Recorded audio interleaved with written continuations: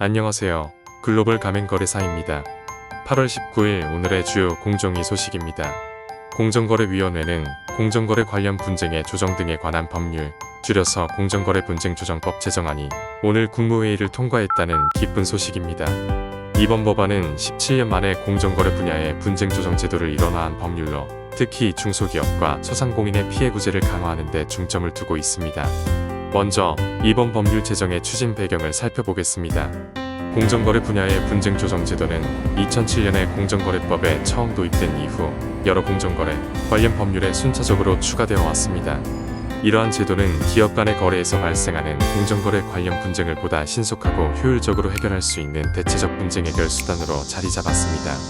이 과정에서 중소사업자와 소상공인의 피해 구제에 크게 기여해 왔습니다. 실제로 한국공정거래조정원 설립 이후 약 3만여 건의 분쟁조정 사건이 접수되었고 매년 수백억 원 규모의 경제적 성과를 달성해 왔습니다. 하지만 공정거래 분야의 분쟁조정 제도는 17년 동안 일원화된 법률이 없었습니다. 이로 인해 제도의 통일적 운영과 체계적 개선에 어려움이 있었고 분쟁 해결 과정에서의 불일치와 혼란이 발생하기도 했습니다. 이에 공정위는 작년 하반기부터 제정 법률안을 마련하기 시작했고 입법예고 및 공청회 등의 절차를 거쳐 오늘 국무회의에서 의결되었습니다. 이번 제정안의 주요 내용을 살펴보면 첫째로 분쟁조정 관련 절차와 효과를 체계적으로 일괄 정비하는 것이 핵심입니다. 공정거래법 등 6개 법률에 산재한 공정거래 분야 분쟁조정제도 관련 규정들을 하나의 법률에 통합하여 조정위원회 구성, 분쟁조정 신청 각 사유, 분쟁조정 절차 종료 사유 등을 통일적으로 규정하게 됩니다.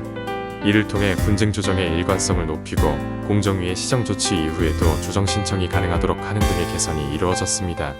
둘째로 신속하고 효율적인 분쟁조정을 위해 간이조정 절차와 감정자문제도를 신설하였습니다. 간이조정 절차는 당사자 간의 의견이 적은 경우 조정위원장이 신속하게 조정할 수 있도록 하여 처리 속도를 높입니다. 또한 감정자문제도를 통해 양 당사자가 동의하는 경우 전문가나 기관으로부터 감정이나 자문을 받아 조정 성립 가능성을 높일 수 있게 됩니다. 이러한 제도들은 분쟁 해결의 효율성을 크게 개선할 것으로 기대됩니다. 셋째로 공정거래법에 규정되어 있던 조정원 설치에 관한 조항이 제정법으로 이관되며 중소기업과 소상공인의 권익 보호를 위한 조정원의 역할이 강화됩니다. 조정원의 업무 범위에는 공정거래 관련 피해 예방 및 구제를 위한 교육, 홍보 및 지원 등이 추가됩니다. 이는 중소기업과 소상공인들이 보다 안전하고 공정한 거래 환경에서 활동할 수 있도록 하는 중요한 조치입니다. 이제 향후 일정에 대해 말씀드리겠습니다.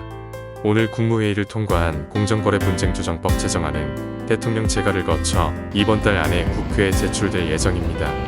이 법안이 국회를 통과하게 되면 분쟁조정제도가 더욱 활성화되어 중소기업과 소상공인에게 실질적인 도움이 될 것으로 기대됩니다. 마지막으로 이번 제정안의 통과는 단순히 법률의 제정에 그치지 않고 중소기업과 소상공인들이 공정한 거래 환경에서 성장할 수 있는 기틀을 마련하는 데 큰 의미가 있습니다. 앞으로도 공정거래 분야의 발전과 중소기업 보호를 위한 노력이 계속되기를 바랍니다. 이상으로 오늘의 공정위 주요 소식 전해드렸습니다. 감사합니다.